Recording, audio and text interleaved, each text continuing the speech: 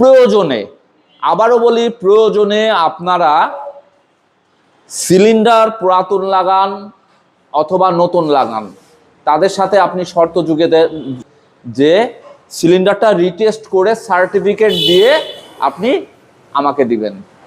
এতদিন আমি দেখাই এলপিজি কনভার্সন, সিএনজি কনভার্সন, আসলে কেন জানি মনে হলো যে আজকে আমি একটু সিলিন্ডার নিয়ে কিছু বলি। এটা পুরাতন সিলিন্ডার। এদেশে সিলিন্ডার নিয়ে কি কি হয়, মানে সিলিন্ডার নিয়ে কি ব্যবসা হয়, একটু আমি কাস্টমারদেরকে বলি। ইদানিং দেখা যাচ্ছে কিছু সিলিন্ডার পাঞ্চ করা, আসলে সবাই খারাপ না, আবার সবাই ভালো না। তো এই পাঞ্চ করা সিলিন্ডার থেকে এটা দূরে থাকতে হবে।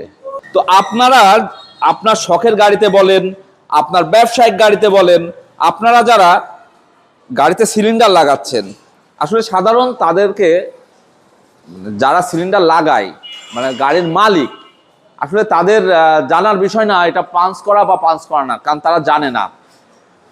আপনারা যদি একটু সতর্ক হন তাহলে আপনারা বুঝতে পারবেন যে সিলিন্ডারটা পাঞ্চ করা।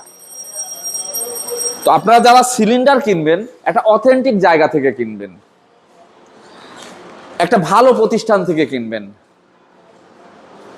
আমি আবারও বলি, আপনারা যারা গাড়িতে সিএনজি ওয়ান কাইন্ড অফ, এটা একটা গ্রেনেড, এটা যদি আপনি কিনে ঠকে যান বা মেয়াদ উত্তীর্ণ সিলিন্ডার কিনেন, তাহলে এটা আপনার জীবনঘাতী হয়ে যেতে পারে। অতএব এমন কোথাও থেকে সিলিন্ডার কিনেন, এমন কোথাও থেকে আপনার গাড়ি সিএনজি এলপিজি করেন যেন তাদের দায়বদ্ধতা থাকতে পারে। প্রয়োজনে, আবারও বলি, প্রয়োজনে আপনারা সিলিন্ডার পুরাতন লাগান অথবা নতুন লাগান, তাদের সাথে আপনি শর্ত জুড়ে দেন যে সিলিন্ডারটা রিটেস্ট করে সার্টিফিকেট দিয়ে আপনি আমাকে দিবেন। আজকে এই পর্যন্তই। সবাই ভালো থাকবেন, সুস্থ থাকবেন। ইউনিকো মোটরস থেকে আমি আব্দুল জলিল।